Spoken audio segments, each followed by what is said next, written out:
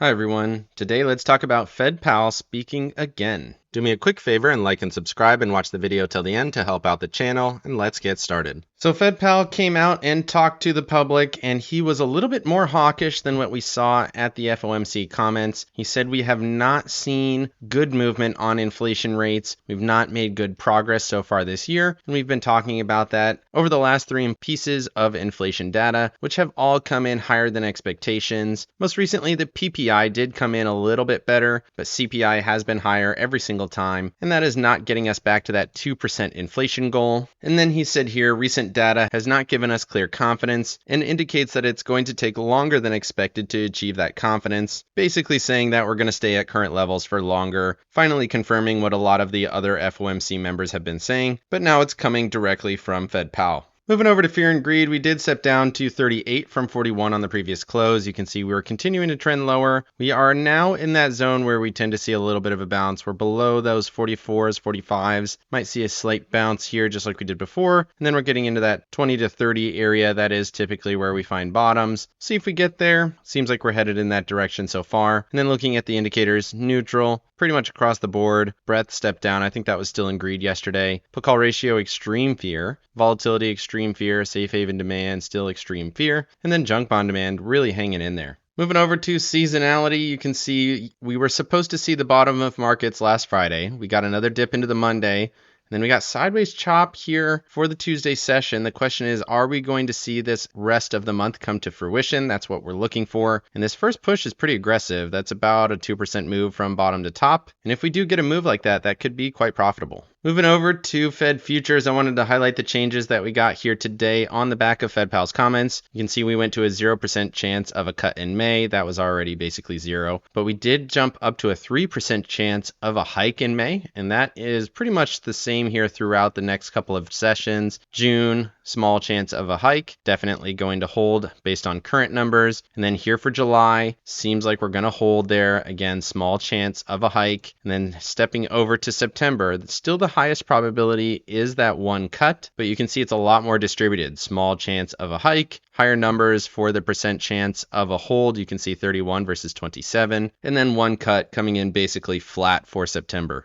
Moving over to the earnings calendar, looking at Tuesday, you can see Bank of America beating on the top and bottom lines. Let's go ahead and take a look at the financial ETF here. When we look at the charts, let's see how they're doing. And then you have United Holdings beating on the top and bottom line, losing less than expected on the bottom line. Looking at Wednesday, still have Abbott Labs, US Bank Corp, Discover, fairly interesting. And then looking at Thursday, first of those heavy hitters on tech, we got Netflix coming in after hours. And that's probably going to give us a pretty good indicator on where tech is, where entertainment is, and a little bit of where ads are currently in markets. Give us some direction with regard to where those markets are going. Moving over to the economic calendar, you can see home starts missing on the nominal and the percentage basis. That's not great. And then you got Atlanta Fed GDP coming in a little bit higher than expectation. That's quite positive. And then looking at tomorrow, still Eurozone CPI, definitely interesting. Got some Fed speakers in there. I'm probably not going to say anything more than what Fed Powell said today, which was quite hawkish. And then looking out to Thursday, we have Philly Fed manufacturing, existing home sales, always interesting. Fed balance sheet at the end of the day, Fed Bostic speaking. So more Fed members and some more economic data. Moving over to Max Payne, we did see markets dip a little. Max Payne went all the way down to 506, which is interesting, but 510, still a strong put wall. 505, decent puts in there. Some calls at 510, so maybe that's where we're looking between 505 and 510. 500 seems very strong, so not a ton of room if we go too much lower. Between 500 and 505 makes sense, and really this is giving a pretty bullish picture for the rest of the week. Moving over to the charts, looking at the S&Ps. The S&Ps did dip a little bit, 0.18 to the downside. Momentum and RSI, no changes here. Got a little bit more selling, tested that 505.08 level, and then sold off. 21 EMA still holding, but it did show a little bit of consolidation. You can see it here on the hourly chart. Came down strong yesterday, sideways chop, tested lower lows, but hung in there pretty decent, and we're getting a little bit of a bounce after hours, so might see a short-term rally. Could get up to that 509 level, maybe hit the 55 EMA. This is still very much a downtrend, so I don't expect anything crazy to happen, but if we see a little bit of a rally, might be able to play that to the upside. I would take profits if we tested resistance, and then I would expect it to sell some more, just based on trends right now. Lower lows are expected, and you can see trend supports all the way down in that 493 area, so still expecting this to push lower, but could see a bit of a bounce in tomorrow's session. Moving over to the Tasty charts, you can see pullback in time. We almost got to the middle of the range, touched it here, 21 EMA, and then sold from that level. Lower ATRs all the way down at 498.96, so that's giving you quite a bit of downside if we see some selling. Could test these ATRs, which are currently at 508.15, so hit the ATR stop, would give you an upside target. And then you would expect that to sell from there down into that 500, 498 area. And then looking at the 4-hour chart, you can see it does make a little bit of sense that we didn't go too much lower, tested those lower ATR bands. Not a ton of room there. That's currently sitting at 502.07. So hanging in there, just not giving it a ton of room. That's why the ATRs are important. If you hit those lower bands, you can see short pullbacks or pullbacks in time. Moving over to the NASDAQ, similar thesis. You can see the move yesterday, threw some wicks to a low and then held some higher lows a little bit. Got back above the 21. 433.24 is the current upside level. That could push. If that breaks, then we would push to that 438 area. You can see we tested that a few times and it did hold as resistance. So that is your current resistance, still important, but we didn't get all the way down to support at 428.50, which to me is a little bit of a bullish sign. Structurally, this is still very much bearish, still very much a downtrend. You can see all the EMAs and SMAs in order, so not looking to go super long, but we could see a little bit of a short-term bounce potentially, and then I would expect lower lows to come. Moving over to the Tasty charts, same thesis, overthrew that, pull back in time, right into the middle of the range, hit that ATR stop, which is right at 433.35, so pretty much right on top of the level that we talked about on the other chart. But you can see that swing in momentum, a little bit of bullish momentum on the volume weighted MACD. Seems to be holding that midline on the ATRs. Midline's at 431.16. Tested that level a couple times. Didn't close below it after the mid session. And then you can see lower ATR 427.17. So that gives you a little bit of support, not a terrible risk reward. But the thing is, again, look at this EMA band, very much a downtrend. We're probably going to run into resistance even if we do see a short-term spike. Moving over to the 4-hour chart, same thesis, hit that lower ATR, sideways chop. Lower ATR on the 4-hour is at 429.65, trailing stop all the way up at 441.50. Moving over to the Russell and the Dow, both of these were not super great on the session. Russell was negative 0.37. Dow actually hung in there a little bit.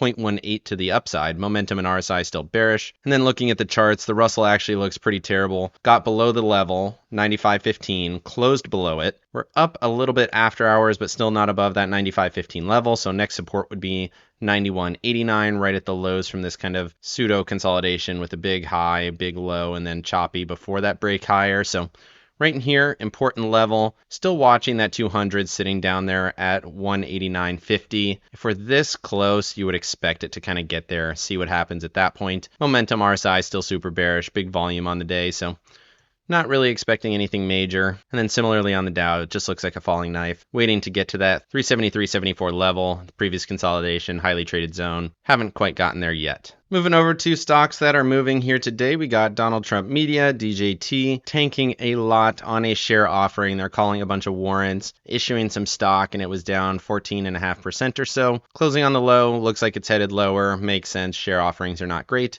And then Super Micro, I guess I wasn't really following this story, but Super Micro has had a massive run. You can see here mid-January it was down around 300, and then it topped out at 1200. So a massive run, absolutely crazy. I don't know how I missed this, but Super Micro going bananas. And then here today, 10.6% to the upside, $95 run. You can see this kind of consolidation we're in, tested that low, same low we had here and here.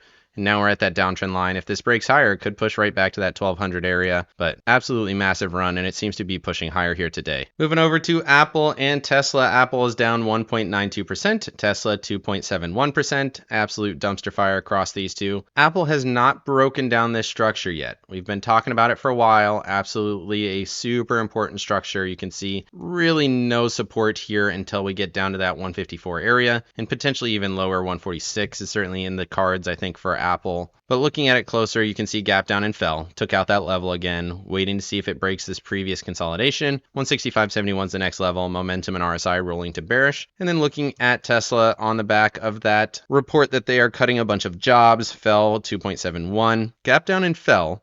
And the low of day was actually all the way down at 153.75.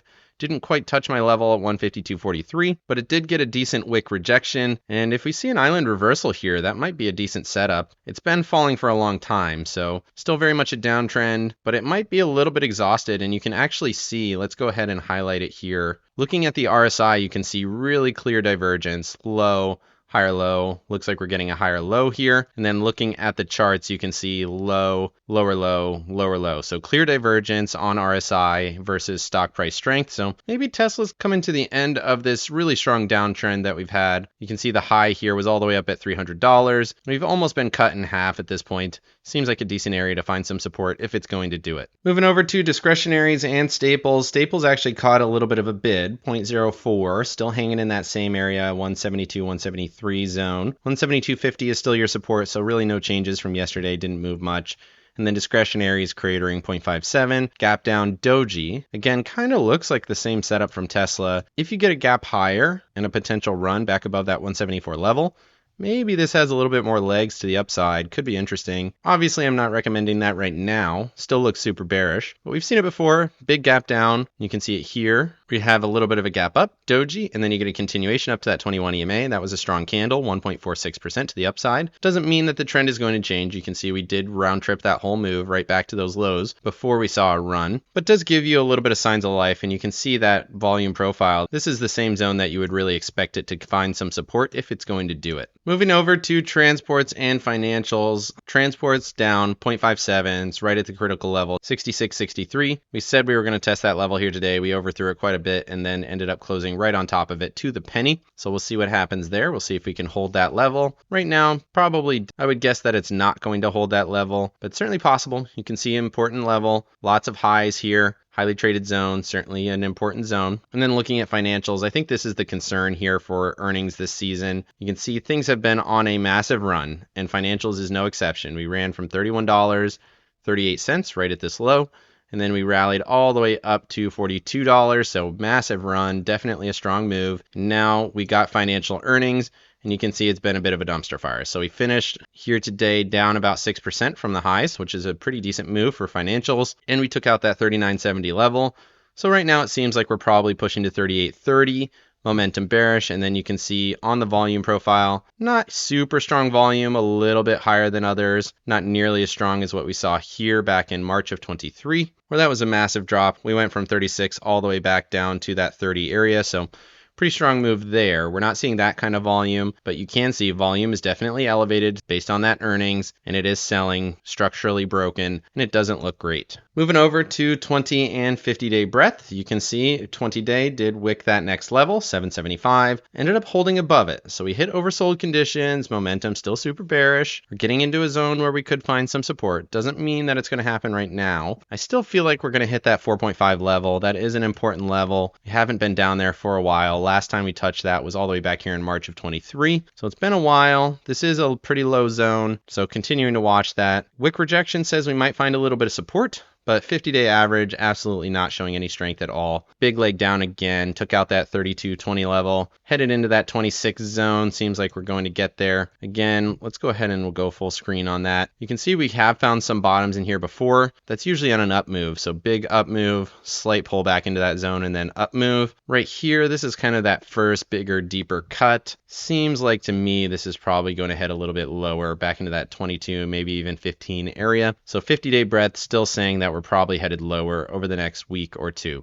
Moving over to 200-day breadth and the put call ratio, I just wanted to highlight some of the things here. So 200-day breadth, just like we've been talking about, continues to fall. Hit a critical level here at 64. This was the same level we found some support here previously. Also got the 200 just a few points lower at 60.72. Momentum and RSI still super bearish, so it seems like this is headed lower. But the thing I wanted to highlight here was actually the put call ratio. Look how low this put call ratio got here today. So the put call ratio dipped all the way down to 0.464, which is a substantial low. You can see we definitely do not get there very often. Let's go full screen on that. You can see last time we got there, got very close here on the 27th. The low of that day was 0.472, so not quite there. And then all the way back here, let's check that one, 0.472. So again, haven't gotten there for a long time. Definitely got here on 9 November of 21. Definitely a deep cut on the put call ratio. Definitely some puts in the market relative to calls.